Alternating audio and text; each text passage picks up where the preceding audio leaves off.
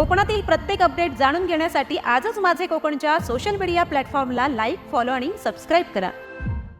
पेण तालुक्यात मुंबई गोवा महामार्गावर गेल्या 2 दिवसात भीषण अपघातांचं सत्र सुरू असून 3 वेगवेगळ्या घटनांमध्ये एका वृद्धाचा मृत्यू तर 2 तरुण गंभीर जखमी झालेत। पहिली घटना 15 फेब्रुवारीला कोळवे नाका येथे घडली, जिथे एका भरधाव ट्रकने दुचाकीला धडक दिल्यानं शांताराम म्हात्रे गंभीर जखमी झाले। दुसरी दुर्दैवी घटना 16 फेब्रुवारीला सकाळी हॉटेल गिरोबा समोर घडली। लोखंडी पोल वाहून नेणाऱ्या पिकअप टेम्पोनं धडक दिल्याने 75 वर्षीय पुंडलिक पाटील यांचा जागीच मृत्यू झाला। त्याच दिवशी दुपारी हमरापूर फाट्याजवळ एसटी बस आणि दुचाकीचा भीषण अपघात झाला, ज्यात नारायण गडखळ गंभीर जखमी झालेत। कल्पेश ठाकूर आणि समाजसेवक प्रकाश मोकल यांनी जखमींना तातडीने उपजिल्हा रुग्णालयात दाखल केलं।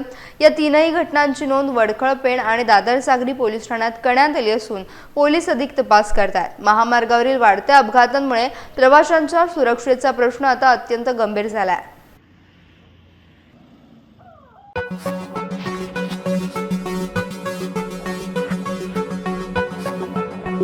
Thank you.